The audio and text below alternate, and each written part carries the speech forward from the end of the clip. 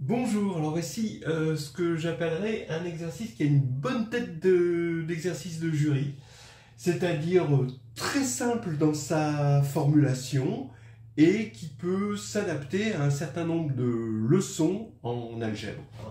Il faut montrer que si on se donne A et B deux matrices, on va les prendre complexes, d'accord, dans Mn de C, et bien que le polynôme caractéristique de l'exponentielle de AB est égal au polynôme caractéristique de l'exponentielle de BA.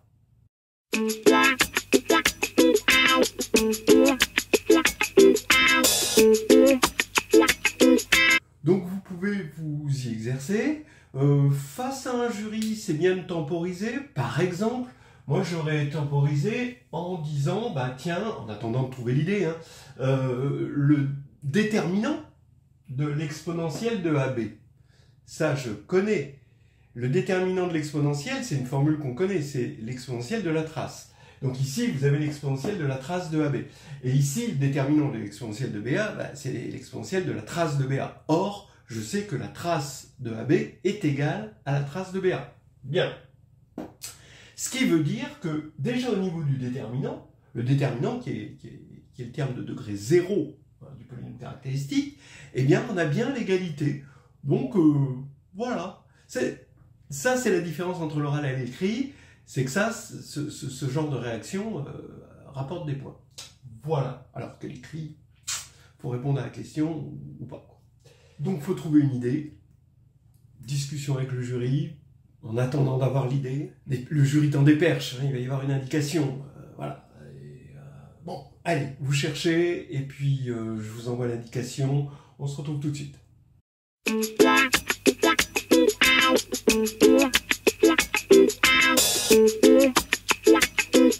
Donc la perche du jury, ça va dire, vous pouvez déjà commencer par regarder le cas où A est inversible. Et oui, parce que si A est inversible, alors AB est égal à A, B, A moins 1. Et je peux me permettre un parenthésage, ce qui fait que AB et BA sont semblables. Maintenant, on sait que l'exponentielle du coup de AB va être égale à l'exponentielle de A à BA à moins 1.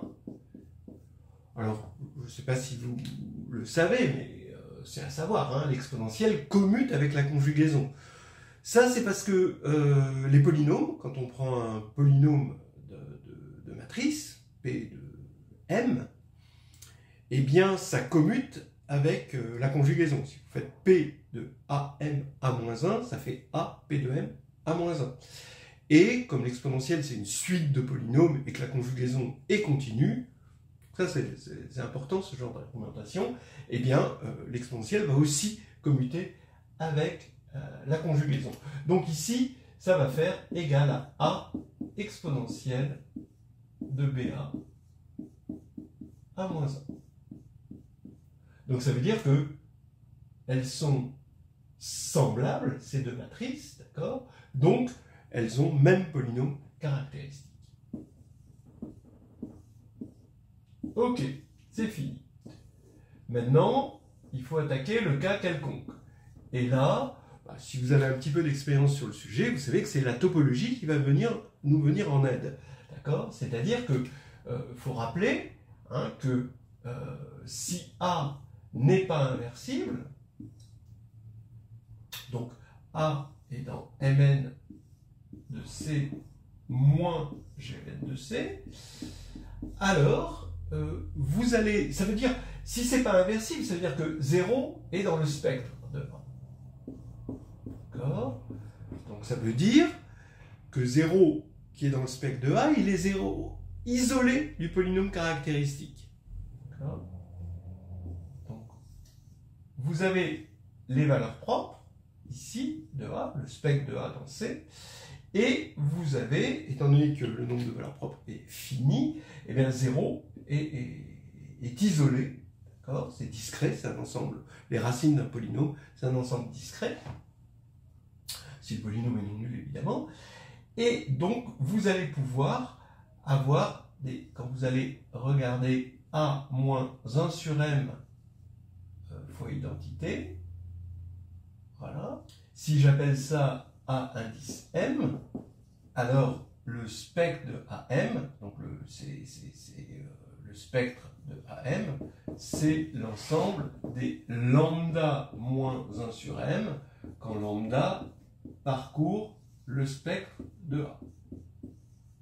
Voilà, d'accord? Donc, 0 ne peut pas appartenir au spectre de AM pour M assez grand, d'accord? C'est pas possible quand 1 sur M commence à rentrer dans cette zone-là, ce qui va faire que AM est dans GLN de C. Donc maintenant, c'est presque terminé. Il faut rappeler que l'application qui va de Mn de C dans C de X, alors attention, hein, on va prendre les polynômes de degré inférieur ou égal à n, comme ça, c'est isomorphe comme espace à C puissance n plus 1, d'accord? Donc c'est-à-dire c'est les coefficients, et à une matrice M, on lui associe qui indice M, le polynôme caractéristique, et bien ça c'est continu. En fait, vous le regardez pour la topologie normique, on a des espaces de dimension finie, et donc on voit bien que les coefficients qu'on récupère ici, par exemple le déterminant et la trace, d'accord, qui sont des coefficients du polynôme caractéristique, sont des produits et des sommes et des combinaisons linéaires, donc que des choses continues, des coefficients en M. Plus généralement, quand on sort de la trace et du déterminant, bah, on voit bien que c'est toujours des sommes et des produits. Alors, si on veut vraiment savoir exactement ce que c'est, eh bien, c'est la somme des mineurs diagonaux de M, au signe près. Bon, bref, ici, c'est continu. Et donc, qu'est-ce qu'on va avoir? Regardez, quand vous allez faire qui de x de a b, ça va être égal à qui de la limite de x de am b. Alors oui, d'accord. Pourquoi? Parce que l'exponentielle est continue, la multiplication par b est continue, et am tend vers a. Évidemment, am tend vers a. Donc, maintenant, par continuité du polynôme caractéristique, ça fait la limite de qui exp de amb. Maintenant, am est inversible, je peux appliquer, donc ça fait la limite de qui exp de b à m. Et maintenant, je peux à nouveau faire rentrer, utiliser la continuité de qui, la continuité de exp, et le fait que AM tend vers A, et on a qui de exp de BA. Voilà, assez classique ce genre d'idée, hein. Donc si vous êtes étonné par cette idée, il va falloir regarder ça. Vous avez ce genre d'idée dans Carnet de voyage en algébrie, hein. On en fait quelques-uns comme ça, où on utilise ce qu'on appelle la densité de GLN de C dans Mn de C. On a aussi la même chose pour R. C'est toujours sympathique, hein.